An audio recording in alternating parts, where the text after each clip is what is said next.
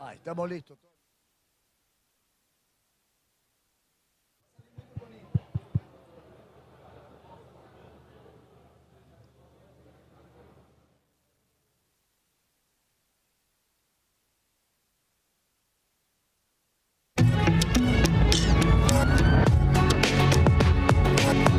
A Olimpíada é a grande festa do esporte.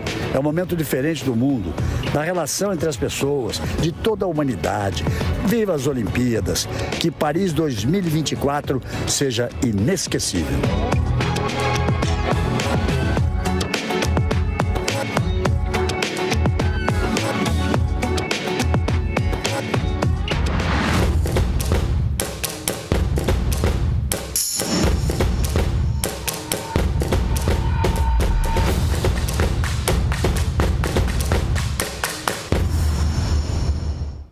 Bem, amigos do canal GB, então estamos conversando pela primeira vez, direto aqui, daqui de Paris, direto da Casa Brasil. Antes de mais nada, quero pedir duas coisas.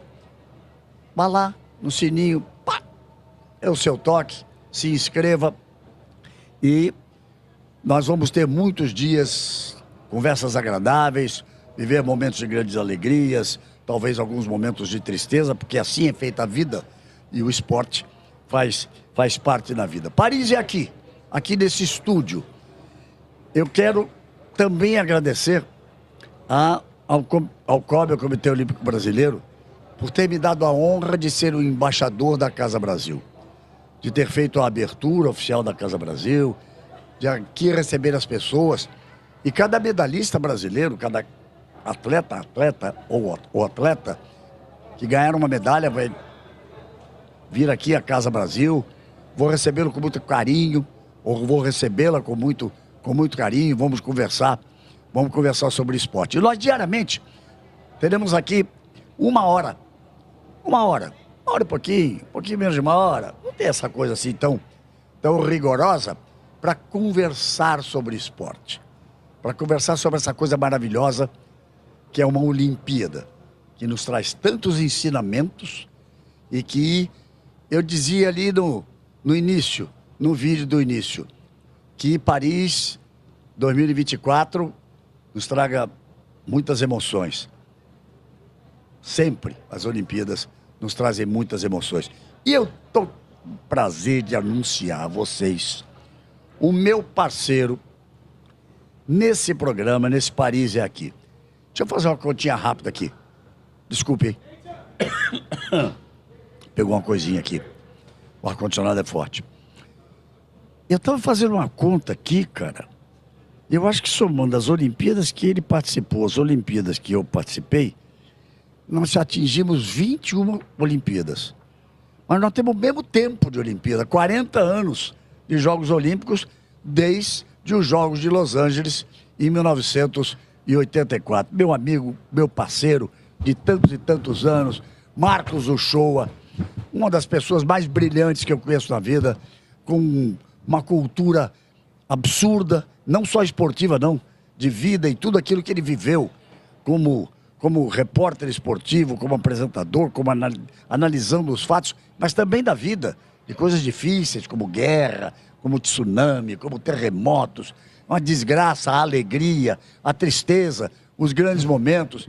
Eu tenho amizade, carinho, respeito e muita admiração pelo Marcos Uchoa. Marquinhos, é bom demais. Vai ser muito bom a gente estar todo dia aqui batendo papo. Galvão, é um prazer enorme realmente o convite. Quando lá atrás você me chamou, assim, foi uma alegria por a gente estar junto, pela essa renovação dessa parceria que sempre existiu fora e também em frente às câmeras, e também por ser Paris, porque eu acho que é muito feliz para nós dois estarmos fazendo uma Olimpíada aqui em Paris, porque você morou anos em Mônaco, era vizinho aqui, né?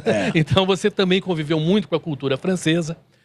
A primeira cidade que eu conheci criança foi Paris. Ah, é? Eu trabalhei anos na Air France. Olha aqui, nós aqui em outras Olimpíadas, aqui, essas fotos aí. Isso aí é Pequim. Isso é Pequim, mas... Pequim 2008. 84 foi a nossa primeira. Eu ainda não estava na Globo, ali com a Malren aí, que está inclusive aqui também. Também Pequim. Mas enfim, trabalhei anos na Air France e depois fui correspondente em Paris, 4 anos aqui. E cobrimos a Copa do Mundo aqui em 98, né? Isso Verdade. aqui são fotos de Olimpíada, mas assim, a gente poderia ter foto em Paris aqui de 98, que a gente não gosta tanto de lembrar. Olha o prazer de carregar Olha a só, tocha como olímpica. é bom, né? Como Onde é foi? bom. Onde Como é foi? bom. Onde foi? Isso foi no Rio. Não, foi em Belo Horizonte, na verdade, que eu corri. O em meu Belo em Horizonte. Londrina. O meu foi em Londrina, no Paraná. Foi um prazer, né? A Olimpíada no Rio de Janeiro foi uma maravilha, né? Olha, aqui foi também lá no Rio de Janeiro, não foi? Cerimônia Foi. de abertura ali. Exatamente, cerimônia de abertura. Saudosa, querida Glória Maria, com o Renatinho, com você. Isso, foi muito bom. Então, a nossa ligação com a França é muito grande, né? Eu também cobri a Eurocopa aqui, que eles perderam, e agora uma Olimpíada numa cidade que tem a origem do esporte, né? FIFA começou na França e não na Suíça, né? Obviamente, a Olimpíada com o Barão de Coubertin, Champions League, que o jornal L'Equipe criou, o Tour de France também foi um jornal que criou, quer dizer... Você esqueceu da bola de ouro. E a bola de ouro também, claro. O atleta do século, Pelé, Atleta do século Pelé. foi escolhido aqui. Isso é uma coisa impressionante.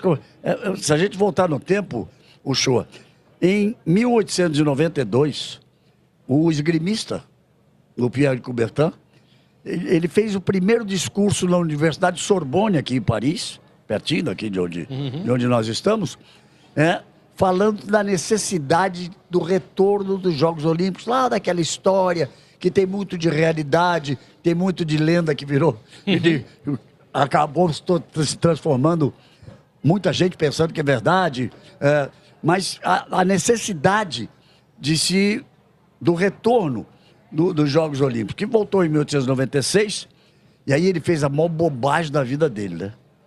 Porque ele disse, mas não teremos mulheres competindo? Ele disse, mas isso é uma coisa sem graça, sem nexo, sem propósito. 4 anos depois, quando veio para Paris, na primeira edição de Paris... Já tinha algumas. Já tinha algumas. Não tinha medalha. Disputando medalha, mas já tinha mulheres. Sim. Ele tentou se corrigir ali. Ele foi, inclusive, a última Olimpíada que ele, como presidente do Comitê Olímpico, foi aqui a de Paris, 100 anos atrás, 1924, quando aí realmente as mulheres já aparecem mais. A gente tem a famosa, pra gente que gosta de futebol, né, a volta olímpica, é exatamente a vitória do Uruguai aqui em Paris, 1924. Quer dizer, algumas coisas assim que ficaram muito marcantes, que até hoje a gente, poxa, caramba, 100 anos é muita coisa, né? E foi a última Olimpíada do Barão de Coubertin. Mas ele ficou um pouco queimado, e por isso que ele não é tão lembrado, embora foi um pedacinho da cerimônia de abertura. Mas, assim, eu fiquei muito feliz de poder fazer a tradução de quando apareceu a foto dele, que falaram dele. Eu achei que ia ignorá-lo absolutamente, porque não vamos falar já da cerimônia de abertura, né? Mas fiquei feliz de ter aparecido ali. Você falou em futebol, a Copa do Mundo começou em 1930 no Uruguai. A FIFA começou na França, não começou na Suíça. E o cara que bolou esse negócio se chamava Jules Rimet. Francês. E o troféu era o troféu Jules Rimet, que o Brasil recebeu porque tinha que ganhar 3 vezes para poder ficar com ele definitivamente. Ainda deram a moleza de deixar roubar. Ele foi roubado lá na sede da CBF, algum ladrão passou a mão e levou. Mas essa coisa dessa ligação com o futebol, com a França, obviamente é muito, muito forte. E eu, infelizmente, tenho que admitir que hoje, né, a França é uma potência no futebol, não simplesmente pelos resultados, mas pela criação de grandes jogadores. E é incrível que hoje a região que cria mais jogadores de qualidade exportados é a região em torno de Paris. Essa região que está sendo valorizada com esses jogos, porque é uma região em torno de Paris, é uma região mais pobre, né? Mas ela é uma região que realmente incentiva e aposta mesmo nessa coisa de criar jogadores. O Mbappé é daqui do lado, né? Quer dizer, para dizer o mais famoso de todos. Mas vários desses jogadores franceses que estão nos campeonatos por toda a Europa, que estão sendo exportados e que estão realmente numa qualidade muito grande, realmente a França está muito bem no futebol. A gente chegou lá junto com a gente, né? O futebol, a gente diria o seguinte, a Argentina perdeu de Marrocos no primeiro jogo. O Paraguai foi goleado pelo Japão e o Brasil nem veio. Essa foi uma pancada dura. Que fase, né?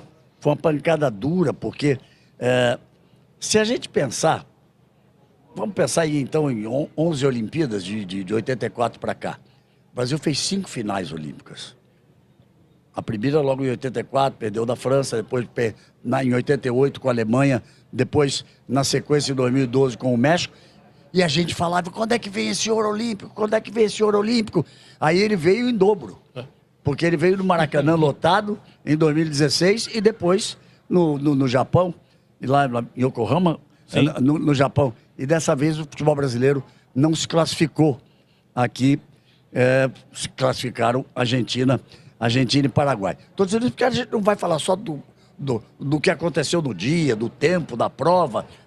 Vamos conversar em torno de tudo isso. Eu queria agradecer, porque amigos queridos aceitaram a minha ideia da gente fazer isso aqui. Começando com o Marcos Uchoa. Luiz Demétrio, nosso baiano, de tantos e tantos anos. Olha, nós começamos a Olimpíada em 84. Eu comecei a fazer Copa do Mundo e Fórmula 1, com repórter cinematográfico baiano, em 1982. Né? E tantas outras pessoas, o Vale Tudo, o editor, que fez toda a série na estrada com o Galvão, e todos os amigos queridos e as pessoas que nós montamos o Bockel, que está aqui no ouvido da gente e que trabalhou com Fórmula 1 comigo tanto tempo. Nós somos uma família, cara.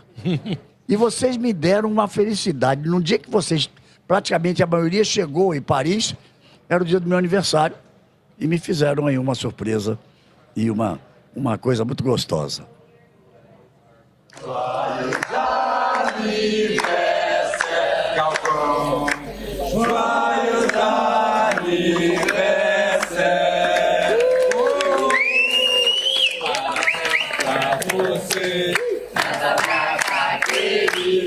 Muitas felicidades, muitos anos de vida. Parabéns pra você, nessa data querida.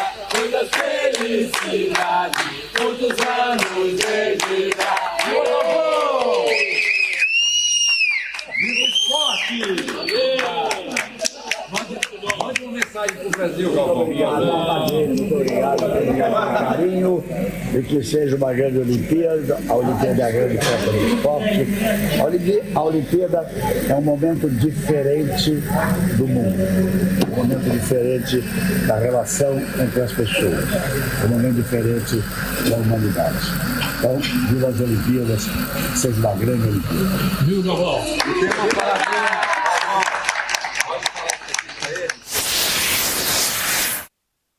Quero destacar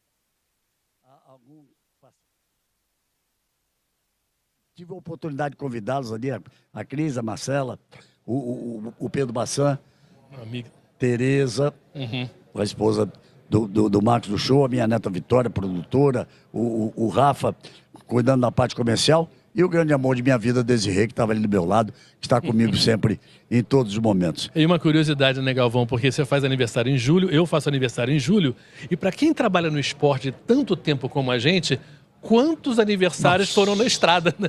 Não foram com todos os amigos que a gente gostaria, com a família que a gente gostaria, porque julho é um mês, né, de Copa do Mundo, é um mês de Olimpíada, é um mês muitas vezes isso se repetiu, né? Pelos restaurantes aí do mundo, a gente comemorando com quem estava próximo, né? Mas realmente foi um bom começo de cobertura, né? Por falar em começo, então, eu quero aproveitar agora para agradecer, né? Para agradecer os nossos parceiros aqui do Paris é Aqui, que vão estar com a gente em todos os dias. E quero te fazer um convite, hein? Junte-se à Bet Nacional e viva o maior evento esportivo do mundo com paixão. Aposte em cada modalidade, torça com fervor e vibre a cada conquista, porque aqui a sua emoção vale ouro, a sua emoção é ouro.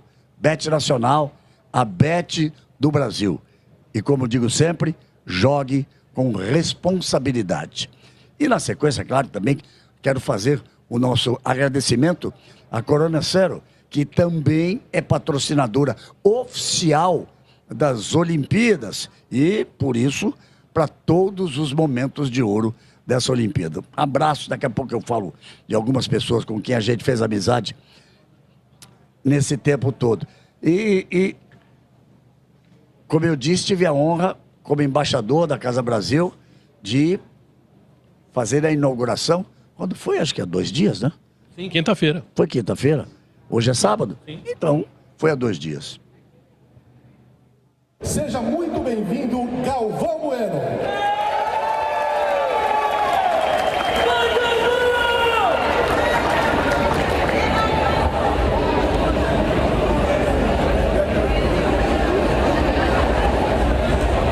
Bem, amigos da Casa Brasil, boa noite.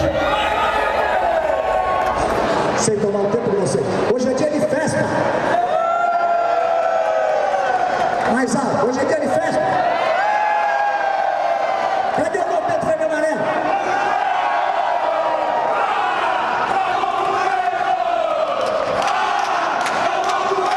Esse é o clima, esse é o espírito. Porque a Olimpíada é um momento muito especial na vida das pessoas de quem gosta do esporte. A Olimpíada é quando nós estamos acima de todos os problemas que o mundo está enfrentando. Tem uma frase que eu uso há muitos anos, muitos e muitos anos, que diz o seguinte: eu falo para o Brasil inteiro, independente de raça, de credo, de cor, de sexo, de ideologia, de preferências pessoais. Com vocês, o presidente do Comitê Olímpico Brasileiro, obrigado pelo carinho, obrigado a todos. Estaremos juntos em todos os momentos de alegria e de tristeza. Estaremos juntos sempre. Um beijo a todos.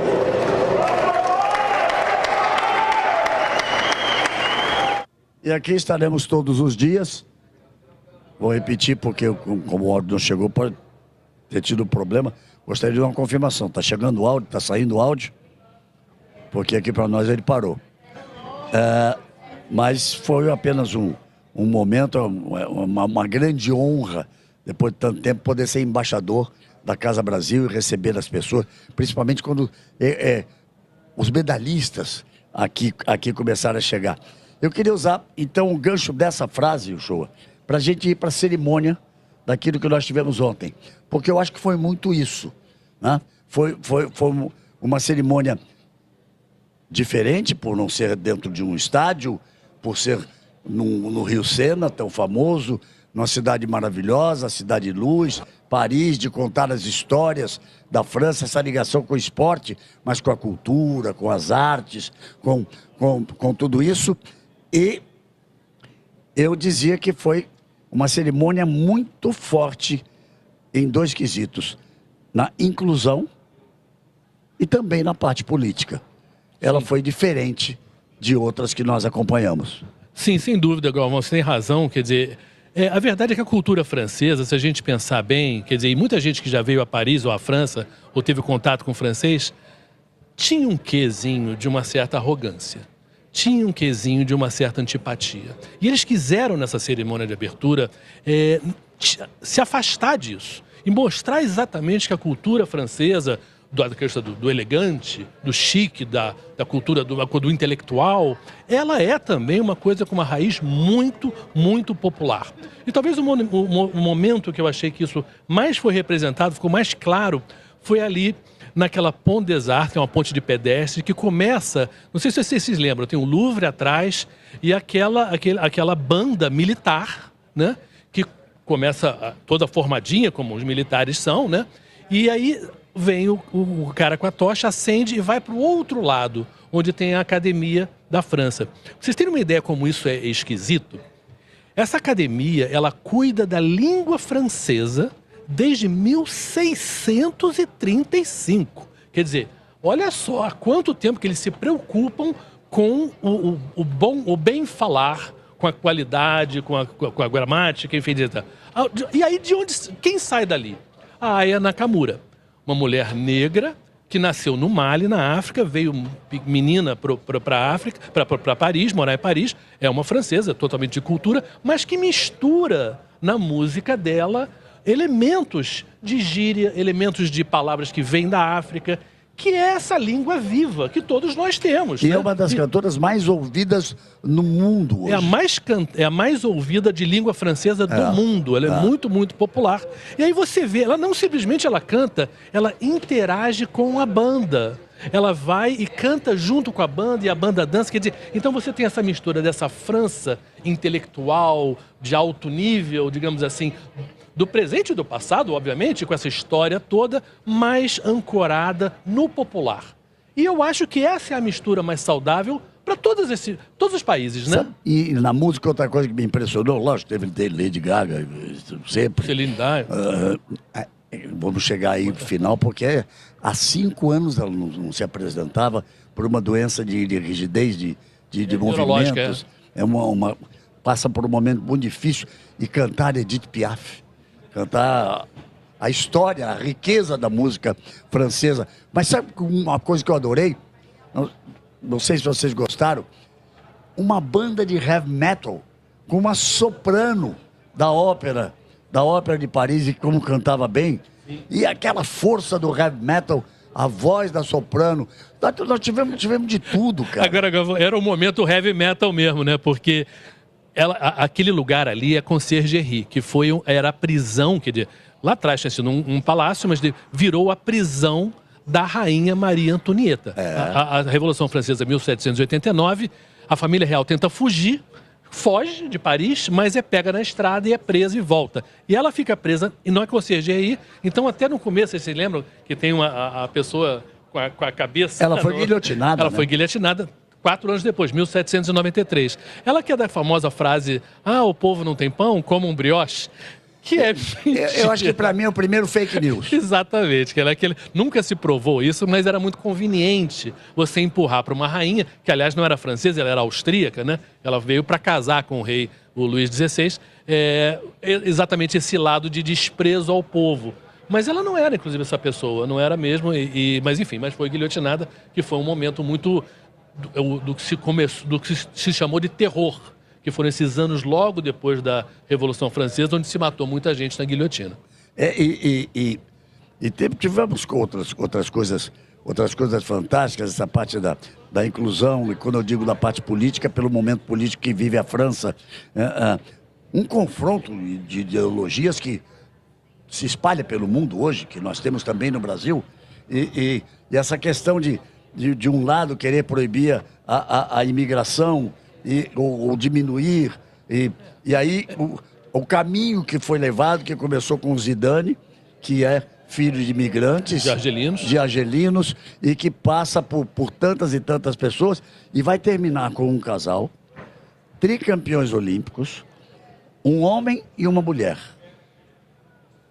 Um homem preto, uma mulher preta, que não nasceram na França. Nasceram em Guadalupe, que é uma possessão, que é um território francês no Caribe, mas não é França, é imigrantes. Mas que eles representam de forma majestosa o esporte francês, porque ela é tricampeã olímpica e ele também. A Marie-José Pérec, ela era do 400 metros e ela ganhou 400 em Barcelona.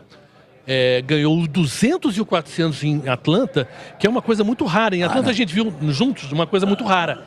Ela ganhar o 200 e 400 e o Michael Johnson ganhar 200 e 400, que é muito raro em atletismo alguém ganhar essas mesmas duas provas. Em geral, você corre 100 e 200, o 400 já é uma outra parada. É muito raro isso. Ela ganha isso. E o Ted René, que é o judoca, né? Que adora, vive no Rio de Janeiro, aliás. Tem apartamento no Rio de Janeiro, treina por lá. Vai, enfim, quer dizer... Ele melhorou muito a parte do chão do judô dele, exatamente treinando com o pessoal do judô e jiu-jitsu lá no Rio de Janeiro. Quer dizer, então, 2 atletas que são, assim, emblemáticos e original, né? Um casal acender a mira, né? Que eu acho que foi muito isso que você falou, essa coisa da inclusão, né?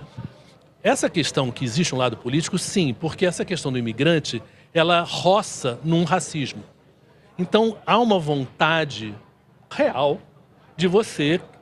lutar contra o racismo, que é uma coisa muito importante. A gente faz isso no Brasil, a França faz aqui. O Mbappé falou isso durante a Eurocopa, ficou até um movimento escrito, todo mundo falando assim, liberté, égalité, em vez de fraternité, Mbappé, exatamente porque quando ele falou os extremos são ruins, e eu acho que ele tem razão. E é muito interessante que a gente vê isso na Olimpíada também. Por quê? essa coisa, a gente tem que tratar bem as pessoas, obviamente, mas não só as pessoas. Uma coisa muito recente que aconteceu foi em relação ao tratamento dos cavalos. Por exemplo, teve uma inglesa, né? Charlotte do Jardim. Falei isso na transmissão da Globo de ontem. Nem veio. E agora um brasileiro também, o Carlos Parra, né? Também foi punido por ter dado lá um safanão lá no cavalo dele. Enfim, o fato que foi gravado, enfim, as pessoas viram tudo. Mas é óbvio, se a gente tem que tratar cavalo bem, imagina as pessoas, né? Nesse fato da inclusão, talvez tenham apenas passado do ponto no momento da tela famosa da Santa Ceia. Ali, talvez tenham passado um pouquinho do ponto. Eu achei também que foi, assim, exagerado. Eu acho que não precisava disso. Não precisava disso. Mas, assim, eu acho, no todo, eu acho que a originalidade, a ousadia deve ser premiada. Eu acho que tudo que é ligado à arte tem um valor você fazer algo que nunca ninguém fez. E realmente tem uma coisa especificamente, só para fechar isso aí, que eu acho que a parte que era chata demais, né, Galvão, da gente fazer as cerimônias de abertura, era quando acabava o show e entravam as delegações. Era bom pro atleta, que era né? Inteiro, sem parar, 1h30 daquilo ali, sem parar. Intercalar show e delegação, eu achei que foi uma decisão muito feliz. Claro. Defeitos surgiram, porque foi uma ousadia muito grande. E eu quero aqui falar de coração. Eu me senti muito emocionado. Ontem foi praticamente uma despedida minha. Mais uma, né? De uma transmissão na Globo, fazendo uma outra função. Vai aparecer a delegação brasileira, o barco do Brasil, os atletas estão em torno do barco. Uma alegria. Aliás, esse cara que tá ali, ó, um desses caras que tá ali, tá com aquele óculos, jogando essa bola de rugby para cima, é o Isaquias, aquele ali? Olha só, esse pode se transformar no maior atleta brasileiro da história olímpica se ganhar as 2 medalhas de ouro que vem disputar. Mas eu disse de coração, quando disse ao Luiz Roberto Demúcio, Luiz, você está agora no lugar onde eu estive por 40 anos. Eu estou agora aqui em outro lugar. Espero que Deus lhe dê a felicidade de estar por muito tempo conduzindo essas transmissões. Me senti realmente muito emocionado. Ele também se emocionou. Algumas pessoas sempre escrevem alguma bobagem, né? E algumas bobagens foram escritas por aí. Mas para que vocês sintam essa parceria, essa amizade, esse carinho, esse respeito mútuo que nós temos. Dá uma olhadinha só.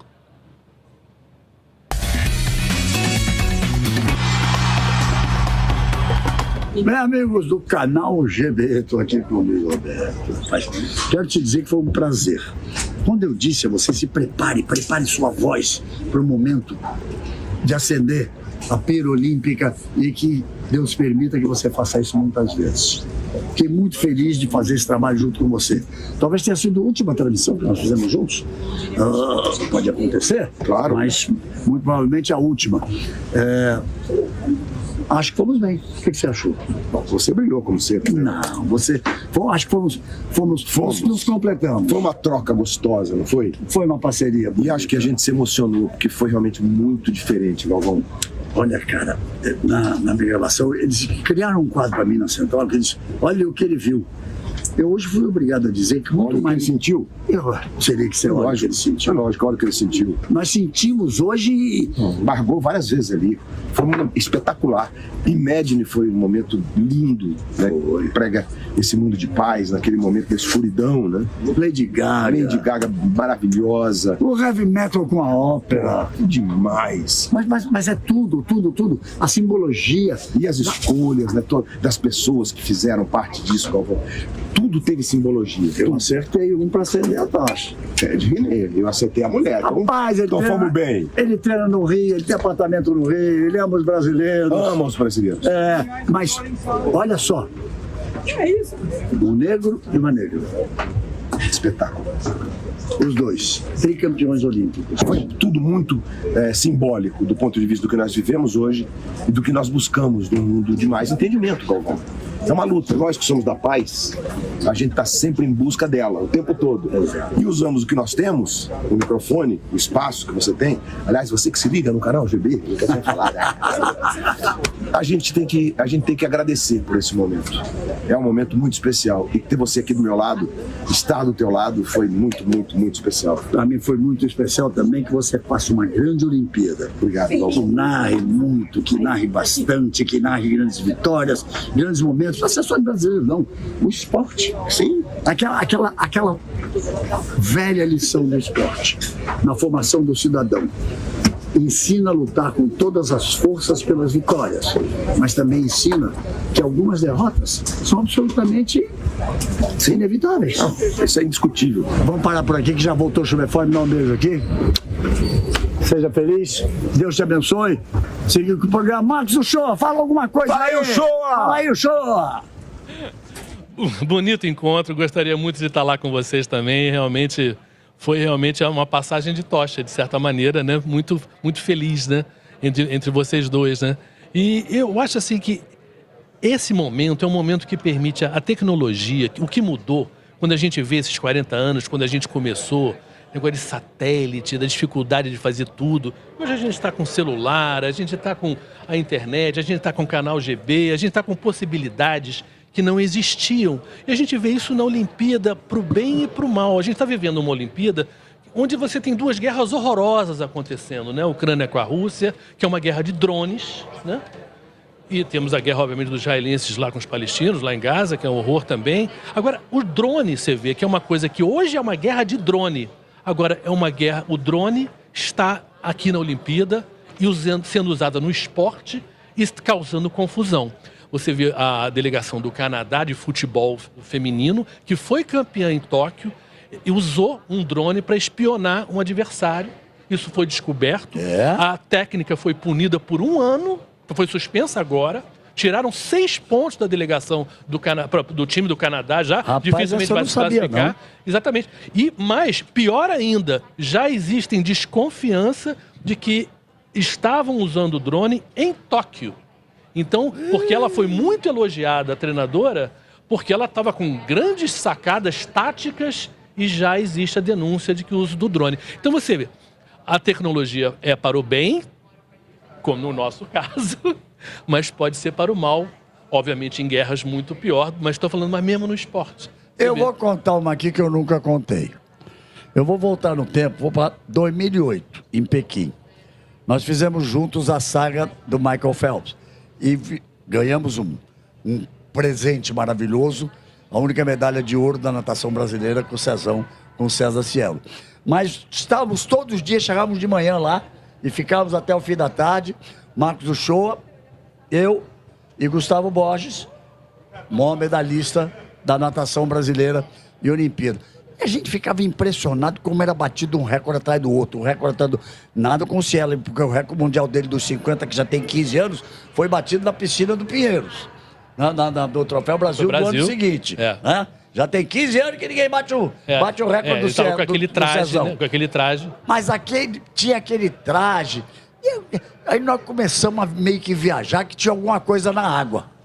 Você lembra disso, Jô? Não, é que realmente... A verdade é que as piscinas foram mudando de uma maneira, aquela coisa de não ter borda para a água passar e não voltar. Mas nós chegamos a desconfiar que tinha alguma coisa na água. E a ideia era a gente fazer como uma reportagem com o Gustavo nadando, para depois recolher a sunga dele, tirar a água. E acho que era Pedro Bial que ia levar para os Estados Unidos para fazer uma análise. Olha a confusão que nós íamos arrumar. Não, a verdade é que o esporte é tão sofisticado que cada detalhe, ainda mais natação, estamos falando em fração de segundo que faz a diferença entre ganhar e perder. Daqui a pouquinho a gente vai falar da natação brasileira, né, desse sábado, como é que foi. Mas assim, a verdade é que cada detalhezinho, né, cada cabelo faz uma diferença. E realmente... Se a gente pensa na mudança do esporte, por exemplo, no investimento, você que fez tanto tempo Fórmula 1, quando Londres foi sediar a Olimpíada 2012, o esporte britânico não estava isso muito bem. Eles decidiram escolher o quê? Escolheram ciclismo, porque eles viram que ali tinha uma oportunidade de usar túnel de vento, Olha só. que era coisa para criar carro de Fórmula 1, foi usado para bicicleta. E, obviamente, eles até hoje são uma potência de ciclismo, que começou a ser uma potência de ciclismo a partir da Olimpíada e dessa sofisticação tecnológica. Nossos amigos devem estar falando assim, mas vem cá, e o que aconteceu? Jogos, resultados, vamos lá o que aconteceu. Não vou ler hoje, eu quero voltar até um pouquinho mais atrás, o show. Porque a gente falou sempre dessa... Se esperava uma paridade de homens e mulheres, faltou um pouquinho. O hipismo faz uma diferença, porque é o único esporte que competem juntos e tem mais homens do que mulheres. O atletismo e a natação diz que acabou influenciando isso. Mas 2 países têm delegações femininas maiores do que as masculinas. A Espanha e o Brasil mais ainda do que a Espanha. Isso é uma grande conquista. 55% de mulheres, 45% de homens na delegação brasileira. E não é favor, gente. É mérito. Elas estão aqui porque elas são boas demais. Claro. Ninguém traz ninguém de favor, não. Não, é por isso que eu quero dizer. Porque o futebol e o handebol, pela sequência dos jogos, eles começam antes da cerimônia de abertura. Então, o futebol masculino começa 2 dias antes, o futebol feminino começa um dia antes. E nós tivemos 2 vitórias fantásticas. Uma vitória espetacular do handebol, que amanhã joga com a Hungria. Eu vou dormir pouquinho, que eu vou estar lá às 9 horas da manhã daqui, às 4 horas da manhã daí do Brasil. Vou estar lá com o Desirê para ver esse time fantástico Elas nunca tinham vencido a Espanha e não só ganharam bem. 29-18. Foi assim de lavada. E isso é goleada. Bateu o recorde mundial de defesas. E o futebol que precisava ganhar da Nigéria. Fundamental esse resultado. Fundamental porque os adversários seguintes, agora vem a Espanha que é campeã do mundo. Japão primeiro, depois Espanha. Japão primeiro. Japão amanhã, que é domingo. Ex-campeão do mundo. Sim. E a Espanha que é atual campeã do mundo. Né? Então, os 2 jogos muito foram difíceis. Vitórias fantásticas. Tinha que ganhar da Nigéria porque, na pior das hipóteses, existe a possibilidade de se classificar para a fase seguinte como o melhor terceiro. Então, a vitória sobre a Nigéria de certa maneira... O empate com o Japão já resolve esse problema. Já resolve. Entre as duas. O empate com o Japão já classifica entre as duas. E hoje tivemos um dia de grandes momentos, de momentos difíceis, de alguns momentos tristes. O que você destacaria na parte brasileira hoje, mas quero te perguntar também internacionalmente. Vamos primeiro falar do vôlei primeiro. Vamos ficar só no Brasil primeiro. Vamos começar com o vôlei até pelo horário que foi lá atrás, né?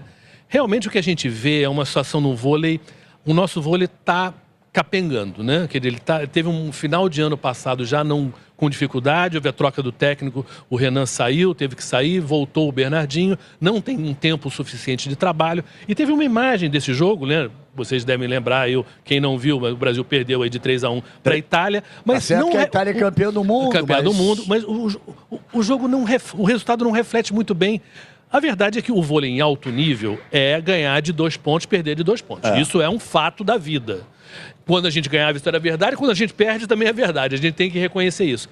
O primeiro set, e particularmente o segundo set, quando o segundo set a gente estava perdendo de 3 pontos, parecia que a Itália ia ganhar fácil. O Brasil virou. Teve um ponto na frente, ficou 25-24. E aí teve um saque, a gente sacou uma bola que não foi nem viagem, não foi nem um saco forte e botamos na rede. Que era uma chance de fechar. E ali a gente deu uma murchada. E teve uma imagem, teve um momento da transmissão que apareceu o Giba.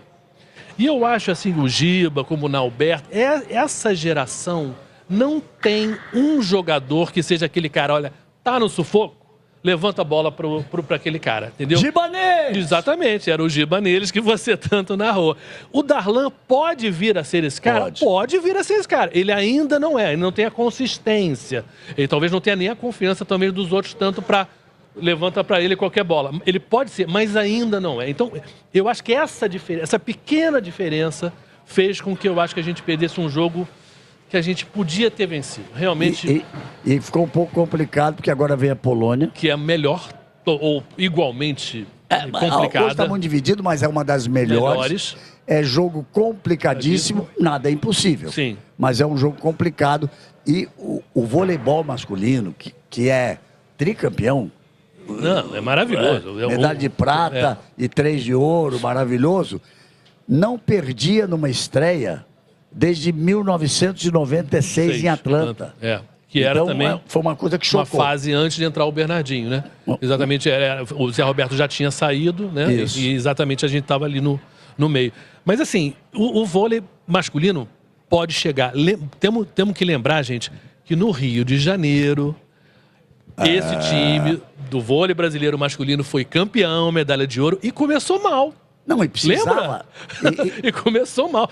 Teve uma hora que tinha que ganhar aquele jogo desesperado, que não tinha perdido contra a ali. França que tinha que ganhar? Não me lembro agora, mas teve um momento ali que para passar para as quartas de final foi um sufoco. Eu acho que era contra a França, e a França foi campeã do mundo na Olimpíada seguinte, algo assim. A França é a atual campeã. Atual campeã. E ironia, né? Porque acabou Tóquio, o Bernardinho, a França campeã, o Bernardinho foi convidado para ser treinador da França.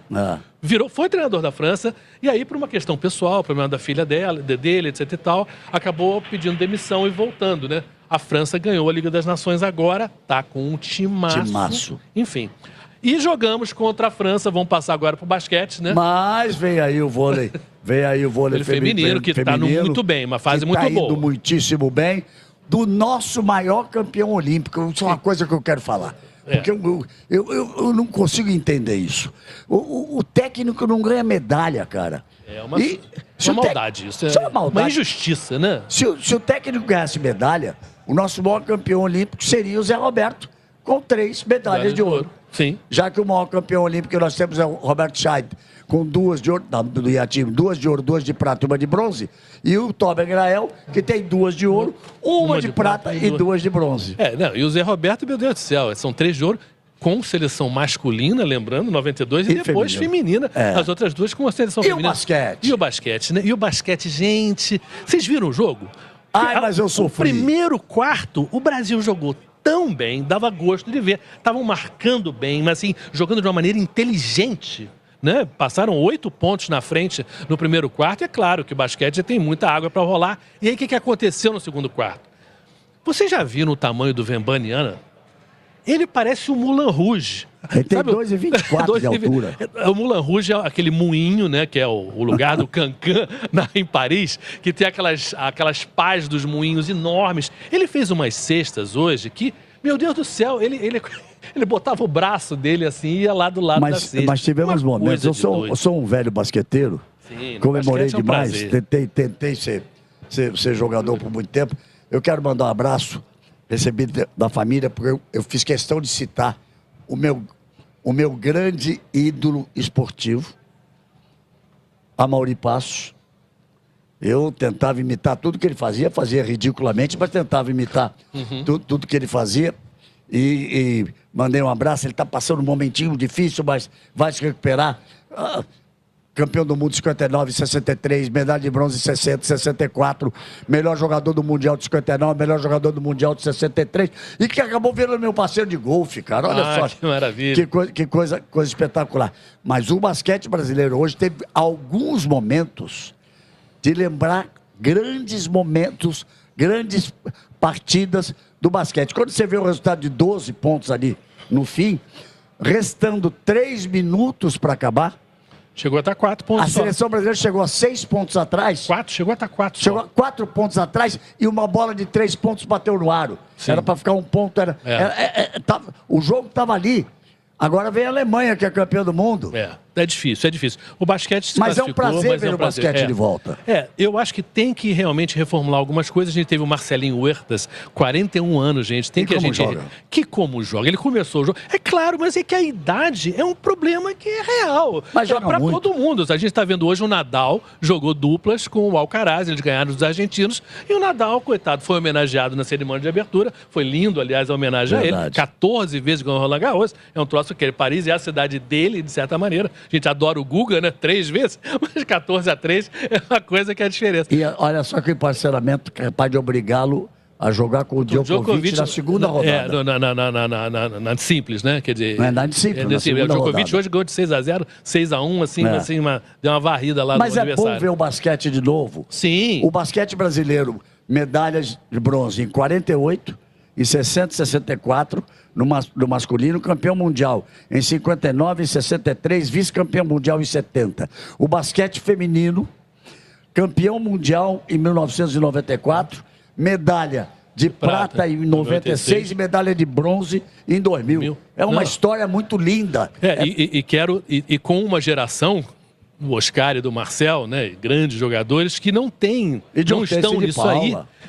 Bom, sim, o Hortência e Paula pegaram as medalhas. O Oscar e o Marcel, os deuses do Olimpo, não deixaram essas medalhas para eles. Porque era uma fase de Estados Unidos, União Soviética e Iugoslávia com times maravilhosos. Então, eles batiam ali no 4º lugar, assim, e ganharam aquele Pan-Americano histórico em Indianápolis, que é uma coisa das mais lindas da história do esporte brasileiro. Tivemos 2 momentos de tristeza hoje. Sim. Um na esgrima. Sim, a Natália Morhauser, que não, eu acho que ela, o problema físico que ela estava, que era um tumor, né, que está ali ligado à coluna ali, eu acho que ela não devia nem ter competido. De verdade, não devia ter competido. Era uma coisa séria. Essas coisas acontecem, né? Qualquer pessoa, qualquer atleta, né, vive do seu corpo e tem um momento que você não deve forçar. Ela vai passar por uma cirurgia daqui uma semana. Segunda-feira, eu acho. Uma coisa assim. Me impressionou, porque eu não tinha visto o estado físico dela com o Pedro Bassan. A gente via o grande Bassanzinho, o Pedro Bassan, as feições dele, quando ela explicava que iria sofrer uma cirurgia daqui uma semana, mas que o tumor é do bem. Sim, isso pelo menos, claro, é um alívio, isso pelo menos é um alívio.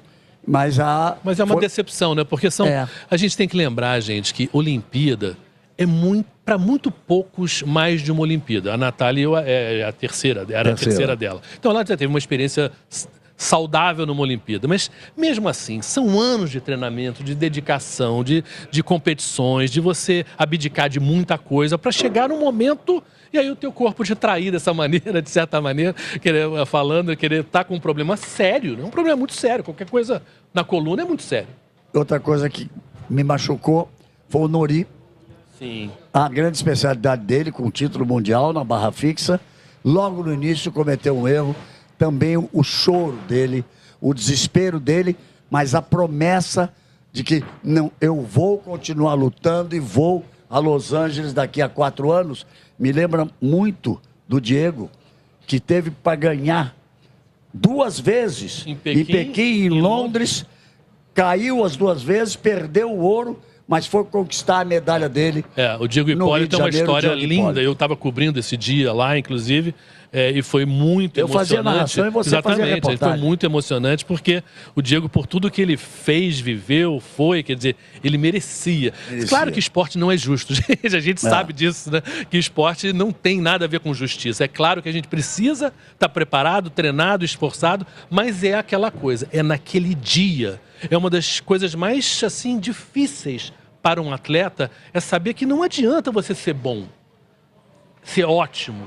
Você tem que ser bom e ótimo naquele dia, naquela hora, e não tem segunda chance. Porque a segunda chance, se vier, será daqui a 4 anos. Ela vem 4 anos depois. Mas, em termos de idade, para certas competições, para certas provas, você já está numa descendente. Existe um momento de ápice do teu corpo. Existe em esporte. Claro. É claro que a ciência realmente fez com que isso se dilatasse muito, né? A gente é de uma época que natação era coisa para adolescente. E hoje você tem nadadores aí com 30 e tantos anos nadando. Ninguém da minha idade estaria aqui falando o dia inteiro. até na nossa função. É lógico, é verdade, a evolução da medicina. Mas tivemos também um grande momento hoje. Apesar de não ter vindo medalha, a natação hoje viveu um dia especial. Porque o Guilherme Costa, os 2 sobrenomes Costa, né? Não são da mesma família, mas o Guilherme Costa, o cachorrão, gente, isso é o apelido de infância dele. O cachorro mordeu ele. Por favor, hein? Não venham com nenhuma história, não. A decepção dele, depois de ter feito o segundo tempo nas eliminatórias, na prova dos 400 metros do nado livre, a imagem do choro, a decepção, mostra a entrega de vida de um atleta. E o que me encantou foi o Fratos, que a última medalha brasileira da natação, dizer para ele: eu tive que ter 3 Olimpíadas para ganhar a minha, garoto. Agora, pense para frente, vai em frente. Não, eu acho que o Fratos foi de uma delicadeza e eu elogio o Fratos por isso. Agora, a gente tem que analisar esporte, porque a gente conhece esporte há muito tempo. O Fratos, a prova dele era 50 metros. Em 50 metros, que é explosão pura, você pode fisicamente ir bem mais longe. 400 metros é complicado. O cachorrão, o Guilherme Costa, vai fazer 26 anos agora em outubro. Quer dizer, a próxima Olimpíada ele vai estar muito perto dos 30. Para os 400 metros, eu não estou dizendo que não é impossível. Mas talvez por isso o show dele exatamente, exatamente. E isso eu acho que é muito feliz de ter falado que quando você faz o segundo melhor tempo, e a gente tem que lembrar o velho Didi, meio de campo da seleção de 58, 62, que tinha uma frase que falava, treino é treino, jogo é jogo. A verdade é que ninguém se poupa, mas é claro que na final se pode dar um pouco a mais. Ele estava no segundo melhor tempo, ele fala, no pódio eu tô. E eu acho que isso explica. Muito boa para controlar a prova. Para controlar quem está. Agora, não sei se vocês viram a prova, vale a pena ver de novo se vocês fizerem. A largada foi tão absurdamente rápida que 4 nadadores que estavam à frente do Guilherme estavam 2 segundos abaixo do recorde mundial. Isso é um absurdo. Vocês não têm noção de como isso é absurdo. Você está a 2 segundos abaixo do recorde mundial. Claro que na última parcial de 100 metros eles não aguentaram e caíram, não foi recorde mundial a prova. Mas eu acho que isso também deve ter atrapalhado o Guilherme. Que eles devem ter notado que ele estava muito atrás e que o ritmo estava absurdamente alto. Mas eu quero terminar isso para que a gente passe por uma outra coisa, porque nós temos uma coisa aqui, um quadro que eu tenho certeza vai ser um grande sucesso. Paris além dos jogos. Especialidade de Marcos Uchoa. De ir buscar os assuntos com inteligência e com sabedoria. Mas hoje vivemos uma façanha na natação. Costa também. Maria Fernanda Costa. Mafê, olha só. Olha essa foto. Gente, a última nadadora, a última mulher brasileira em uma piscina a participar de uma final dos 400 metros nado livre tinha sido em 1948 em Londres, na Inglaterra. 76 anos atrás. Nós não estávamos vivos. Eu nasci logo depois, 2 anos depois. Mas olha, Mafê, um beijo do tamanho do mundo. A sua façanha de trazer uma brasileira a uma final olímpica 76 anos depois, para mim, de coração, vale mais do que qualquer medalha. Eu acho que explica um pouquinho, talvez, o lado o 7º lugar da Mafê. Eu acho que ela vive com um orgulho, com uma felicidade. E o 5º lugar do Guilherme Costa, verdade, ele viveu com uma tristeza. Que me lembrou um pouquinho aquela coisa da medalha de prata, que a medalha de prata vem com uma derrota e a medalha de bronze vem com uma vitória, né? Então o cara do bronze está feliz. E eu acho que, como ele achava que ele tinha uma chance muito boa de pódio, e tinha, ele ficou decepcionado com o resultado dele, enquanto que ela, eu acho que ficou feliz com estar na final. Amanhã tem o handebol, né? O futebol feminino contra o Japão. O futebol feminino. Já pode vir a classificação dos dois. Sim. Do handebol feminino e do futebol feminino. As mulheres estão mandando ver, cara. Estão mandando ver. Tem muita coisa boa, nós vamos conversar amanhã. E a ginástica? Fale. A ginástica feminina também começa amanhã. Olha, gente, o confronto da nossa Rebeca com a Simone Biles, principalmente no salto, será histórico. A imprensa internacional está falando disso demais. Será histórico. A Simone Biles mostrou no treino, como o exercício dela, que ela vai sair com a nota. É preciso entender isso. O grau de dificuldade parte dali, de 6,4. E a nossa Rebeca do Brasil, ela vai partir de 6,0, mas ela não mostrou o salto. Escondeu alguma coisa no treinamento. Então, o mundo olímpico está esperando esse confronto. Não vai ser já amanhã, mas está... Sim, amanhã é só as preliminares. As preliminares, mas está... A classificação. Está esperando por esse confronto e todos nós estamos esperando demais. Mas, Marquinhos, tem vida em Paris fora da Olimpíada? Tem vida em Paris, e você vai ver agora uma Paris diferente, entender também por que eles precisam tanto que essa Olimpíada seja um sucesso e por que essa Olimpíada foi feita de uma maneira diferente.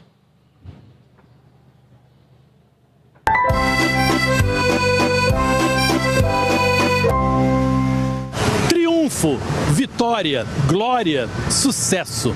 Todos os atletas que vêm para as Olimpíadas de Paris buscam conquistar algo assim.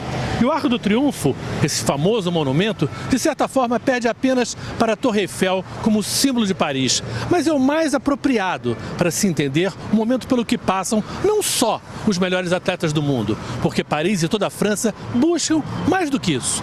Precisam que essas Olimpíadas sejam um sucesso. Esse é um monumento idealizado por Napoleão para homenagear as grandes vitórias militares. Se diz, e tem um lado de verdade, que o esporte, na sua pior versão, ajuda os diferentes povos assim como uma espécie de válvula de escape. Afinal, é muito melhor a disputa nos estádios e ginásios do que nos campos de batalha. Na melhor versão, o esporte é fonte de confraternização e entendimento. E é exatamente aí que a coisa pega. Os franceses estão exaustos, porque logo antes dessas Olimpíadas, eles viveram semanas de brigas políticas intensas. E por isso, na hora que a festa começa, os franceses estão tão divididos. Aqui é a avenida mais famosa de Paris, o Champs-Élysées, local da chegada do Tour de France, uma corrida de bicicleta que dura 3 semanas e que roda por todo o país. No Brasil, a gente não tem a cultura do ciclismo, mas para os franceses, todo ano é o mesmo ritual. Eles vão para as estradas para animar os seus atletas. A animação que a gente conhece é a do futebol. E nessa mesma avenida do Champs-Élysées, eu vi ela toda lotada de franceses em 98, comemorando a primeira Copa que eles venceram. Uma Copa que nós brasileiros preferimos esquecer. Foi um momento em que a França pareceu acreditar mesmo que o sonho do lema do país seria possível através do esporte. O Liberté, Égalité, Fraternité, liberdade, igualdade, fraternidade, sempre foi uma utopia, pois está cada vez mais distante. Liberdade, com certeza, os franceses têm. Igualdade, não. Essa França é bem mais desigual do que ganhou a Copa de 98. E fraternidade, assim, fica cada vez mais difícil. Uma pergunta é meio óbvia. Paris precisa de Olimpíadas? Dessa confusão? Afinal, é a cidade mais visitada do país, mais visitada do mundo. Turista aqui não falta nunca. Então, pra quê? A Paris que o turista conhece, em termos de tamanho, é bem pequena. Por isso, é tão fácil se conhecer a cidade apenas andando. Em termos de área, para você ter uma ideia, dariam 14 Paris dentro de Londres, 8 Paris dentro de Nova York. A diferença está aqui. Essas pistas são um anel rodoviário que fica em volta de Paris, conhecida como Périphérique. Elas formam uma espécie de fronteira, uma barreira física e econômica.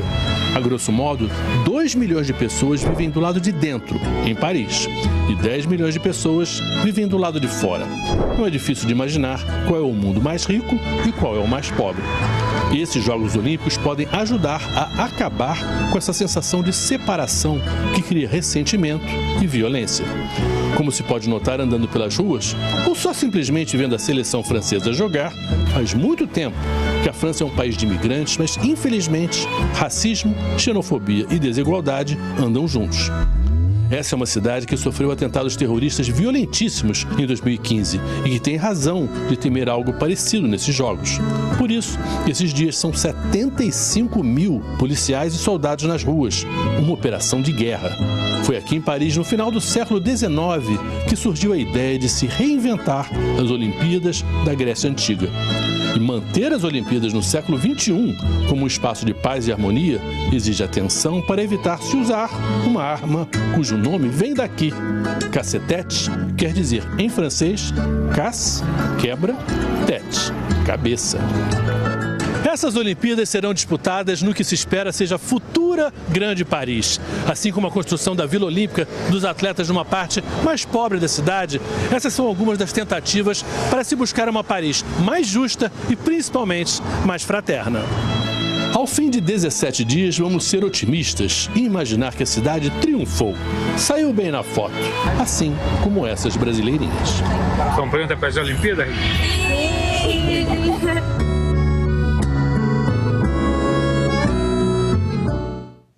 Eu tenho muito orgulho de poder dizer que sou amigo de Marcos Uchoa. Você é brilhante, Uchoa, e continuará sendo brilhante por muito tempo. E todos os dias aqui, no Aqui é Paris, nós vamos ver. E do Paris é aqui, né? Nós vamos ver que Paris fora das Olimpíadas, o senhor vai a cada dia nos trazer uma história. Eu quero mandar um abraço especial para nossos patrocinadores que permitem que nós aqui estejamos com todo o nosso time. Então quero aproveitar mais uma vez agora para agradecer, né, os nossos parceiros do Paris é aqui. Agradecer a Bet Nacional, meus amigos da Bet Nacional, Natan, o Nilton, o Rafa, o Léo, todo mundo. Olha, eu assinei um contrato e ganhei uma família de amigos. Isso é muito importante. E jogue com responsabilidade sempre. E a Bet Nacional, eu tenho muito prazer que esteja aqui conosco. Como também tenho muito prazer de receber agora a Corona aqui também como nossa patrocinadora. Uma boa ideia, agora que vai estar acabando, falamos bastante, né, o show? Sim. Uma boa ideia agora para o final do programa.